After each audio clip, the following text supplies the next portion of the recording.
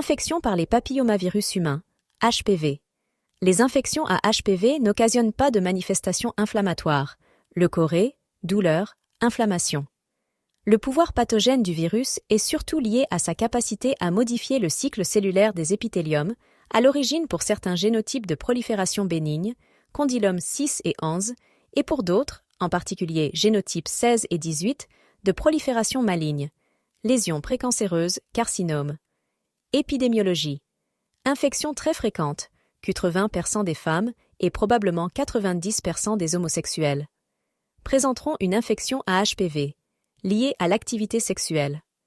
Après acquisition, l'infection est généralement éliminée en quelques semaines ou mois. Certains génotypes peuvent persister plus longtemps et entraîner des condylomes ou des proliférations malignes. Manifestations cliniques. Infection asymptomatique la plupart du temps. Condylome, prolifération bénigne cutanée ou muqueuse, préjudice essentiellement esthétique. Les proliférations malignes, carcinome du col ou anal, devraient être diagnostiquées au stade infraclinique sur le frottis cervical ou examen proctologique. Diagnostic. La recherche d'HPV est superflue devant des condylomes qui sont toujours dus au HPV. Le dépistage systématique et régulier de lésions muqueuses précancéreuses liées à l'HPV par le frottis cervical est indispensable afin de pouvoir effectuer des traitements d'autant plus efficaces et moins agressifs que les lésions seront précocement diagnostiquées.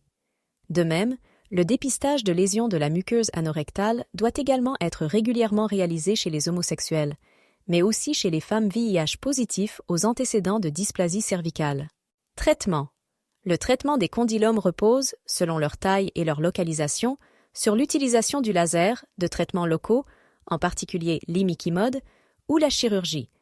Si le frottis cervical systématique montre une lésion prénéoplasique ou néoplasique, une colposcopie sera réalisée afin de guider des biopsies, en particulier en cas de dysplasie de haut grade.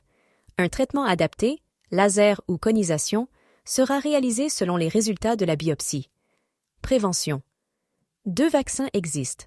Un non-avalent à préférer dans la plupart des indications et un bivalent, type 16 et 18. Ils empêchent l'infection par les principaux HPV oncogènes. Leur but est de diminuer le nombre de cancers liés aux HPV. La vaccination est actuellement recommandée en France chez les filles et garçons entre 11 et 14 ans, avec un rattrapage possible jusqu'à 19 ans. De plus, une vaccination ciblée chez les homosexuels de moins de 26 ans est aussi recommandée. Patients immunodéprimés. La vaccination contre le papillomavirus est recommandée dès l'âge de 9 ans chez les garçons comme les filles, avec un rattrapage jusqu'à l'âge de 19 ans révolu. L'infection génitale par les HPV muqueux est à la fois fréquente et transmissible, même en cas d'utilisation d'un préservatif.